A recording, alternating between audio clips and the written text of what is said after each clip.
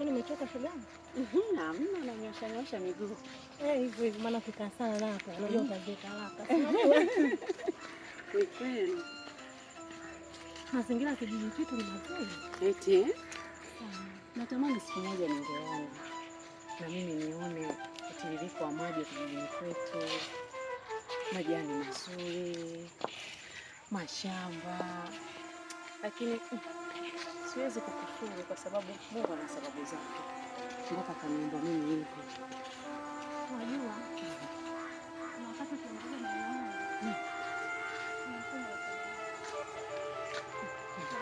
Hata mimi napenda.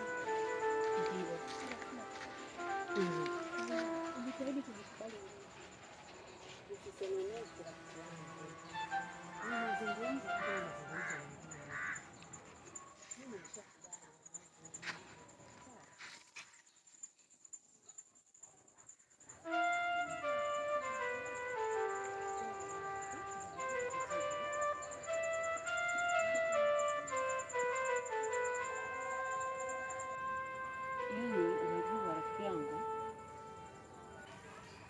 Wewe ni rafiki yangu wa pekee, ninikuamini sana kwa kila magumu yangu na mepesi yangu na mazito ninayopitia, lazima nikwambie.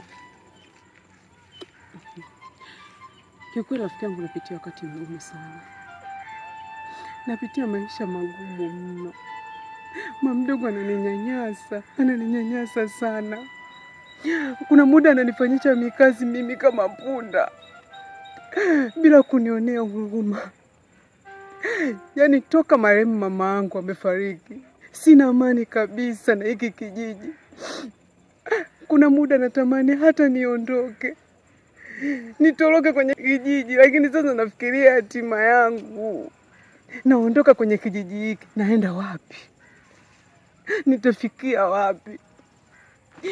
Ila naumia sana mimi anaponyanyasa mama mdogo. Sofi rafiki yangu, unajua hata mimi unaniumiza. Na ukiangalia najua kila unachokipitia. Lakini mimi pia nakuombea na sipendi yale unayopitia. Naamini ipo siku utavuka. Naamini ulikotoka ni mbali sana. Kweli. Ipo siku Mungu atakuvusha kwenye haya majaribu. Amina. Amina rafiki yangu. Amina, nashukuru. Ila namkumbuka sana mama. Namkumbuka marehemu mama mimi.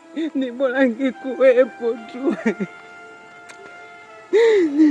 Napitia mapito magumu sana. Mama mdogo ananinyanyasa bila kujua kwamba mimi ni mtoto wa dada yake.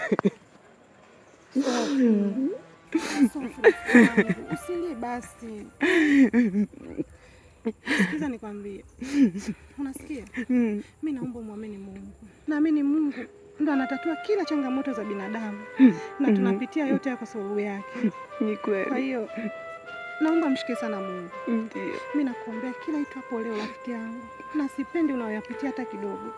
Amina rafiki yangu. Naomba kuwa jasiri. Asante, nashukuru sana. Nashukuru kwa faraja yako. Ndio maana nikikutwa na mitihani huwa nakutafuta. Nikiongea na wewe kidogo nasikia kufarijika ndani ya moyo wangu. Maana lile zito ambalo niko nalo nahisi kulitoa. Nakushukuru sana kwa faraja yako. Unanifariji moyo, nashukuru rafiki yangu. Kuombe kitu Sofi. Na naomba kuanzia sasa hivi chochote kitakachokukuta wewe unaniambia. Hata kama sina uwezo wa kukusaidia, nitakusaidia hata mawazo. Asante.